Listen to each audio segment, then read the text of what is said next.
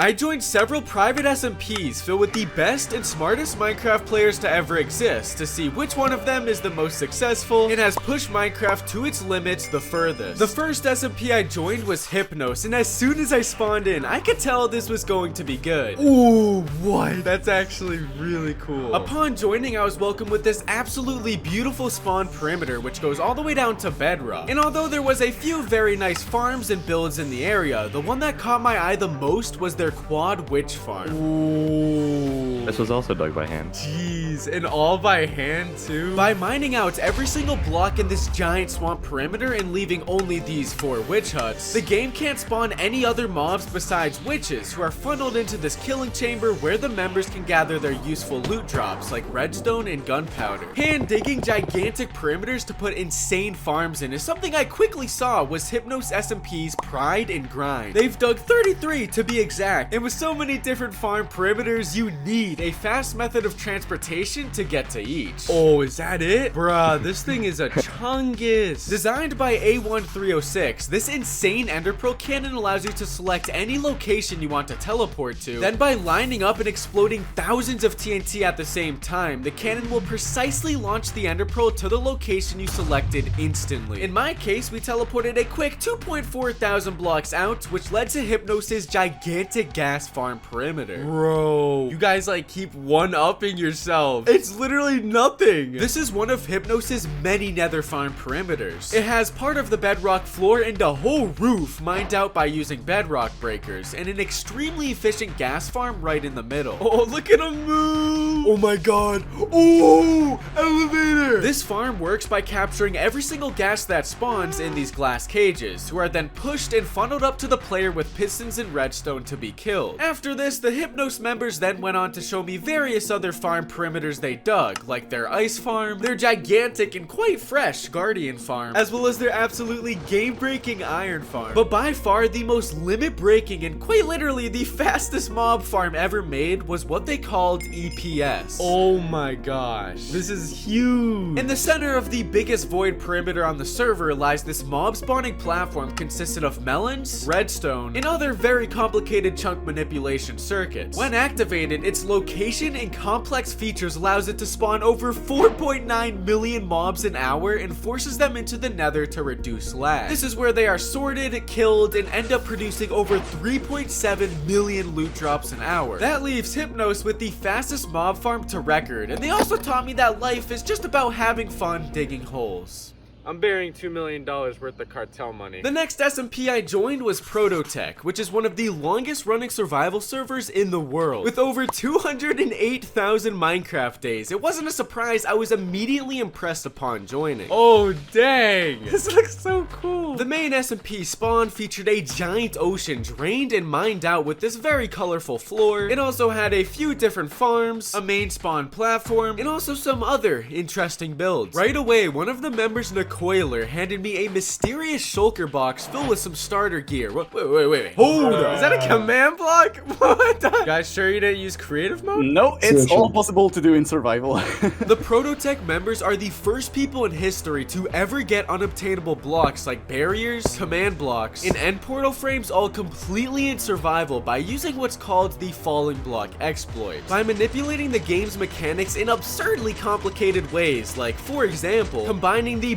binary code of an anvil, water, and a falling sand block using these very sophisticated redstone machines, they can get a literal falling command block to generate in survival, which they can then fish to get the actual item. I even had the blessings for real to mess with one of these fallen blocks myself. What in the world, dude? Now, unlike many other SMPs who focus on insane farms or builds, I could tell Prototech was simply on that exploitation hustle. Like, just look at their end dimension, which they showed me next. It looks pretty insane. With multiple beautiful builds made around the island, different farms scattered across the area, your casual exit portal with 1/4 of the bedrock replaced with pig spawners. But by far the most barbaric thing I saw there was their methods of getting XP. Let's do some grinding. All right, I'm at 9 levels right now. Let me get my butterfly click going. Yes, sir. 18, 19, 20, 21. Yeah, you know, most SMPs will have a practical Enderman farm set up to get levels, but these fellas decided to entrap a wither in bedrock, and by by continuously placing the spawners they got with the falling block exploits, the Wither explodes them, giving a bunch of experience upon breaking. Now, you know, after this, they're bringing me back into the overworld, and I'm thinking that things cannot get any more surreal, and then one of the members starts bringing me to what they call the sand monster. Down a little bit now. Oh, there it is. Bruh! Oh my god! Bruh! Next up was the WaveTech SMP, and for the first time, I spawned in an actual building instead of a giant hole.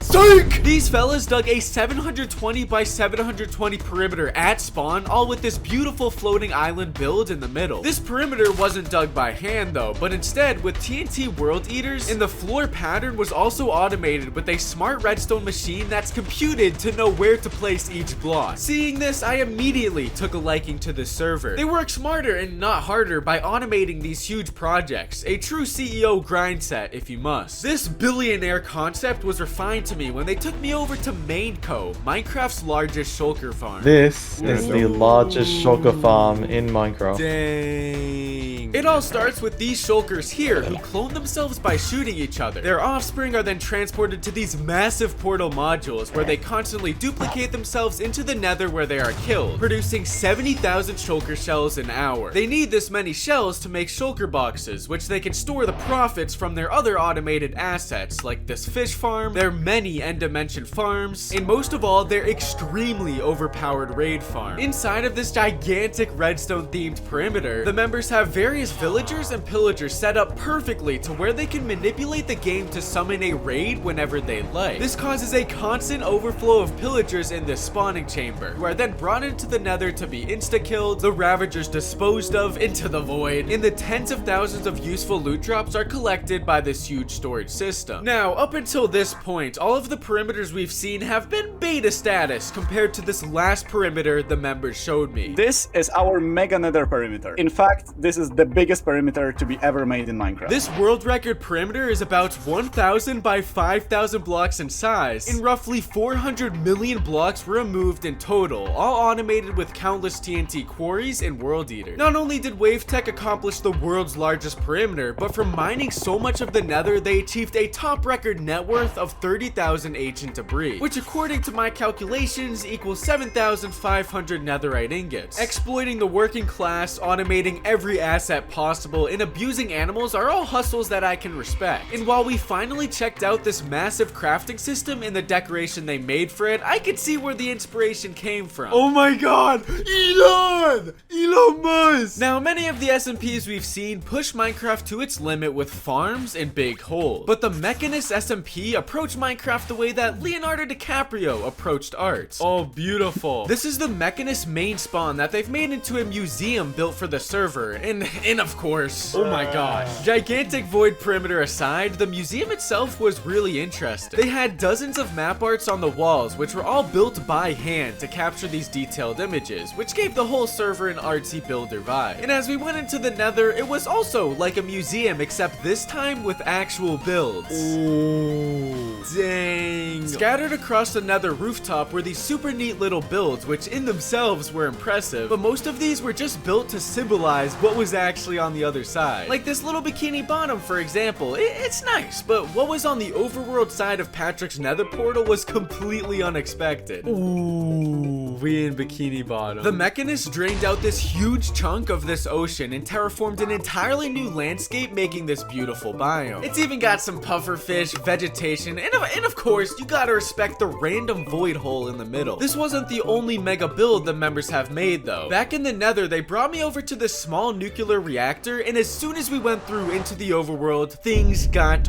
real. Oh, let's go. Where are we dropping? Let's go. This is a Minecraft replica of Milta Tower from PUBG, where these SMP fellas just like to host some battle royales. Not only are these sky walls and buildings just really nice, but it's actually a perimeter too, so it goes all the way down to bedrock. Now obviously, with so many insane builds and artwork like this, the members need a lot of farms to get materials for them, some of which being their insane blaze farm, this tree farm that provides all the different kinds of log types, as well as their raid farm, which is pretty similar to WaveTech's, but theirs is in probably one of the coolest builds so far. What? Sheesh. This is so cool. Not only is the raid farm itself insane, but they built this gigantic size decorated diner around it. And if you thought that any of the other builds that they made were artistically detailed, they even got the poop machine though. The last SMP I joined was Kronos, which probably had one of the coolest spawns so far. Ooh, sheesh. Dang. Along with this spawn, the Kronos members had various other beautiful builds across the SMP, but as I toured, the most impressive part about the server was their self-sustainability. From small to large, Kronos had the best farms for everything you need in a practical survival experience rather than the flashy ones for show. Like, just look at this giant tree farm they built. It is the fastest to ever exist. With over 12 withers stuck in glass cages destroying trees that are grown automatically, this farm produces 464,000 logs an hour. So it's safe to say that these fellows will never have to mine a tree again, but they also had other natural resource farms, like this cobblestone generator, which provides 690,000 cobble an hour, their basalt farm that produces 1.7 million basalt an hour, and probably the wackiest but coolest one of them all was their sand concrete farm. By repeatedly launching sand gravity blocks into the end with this complex machine, the sand that appears on the other side will actually be duplicated, producing over 192,000 blocks an hour. They've even modified this machine to where if they use concrete powder instead of sand, it will run the powder through this water system producing concrete, which as you can see they've clearly used for a lot of builds like at spawn. Now as we neared the last tour destination, I realized that throughout the entire 5 SMPs I hadn't seen a single Among Us.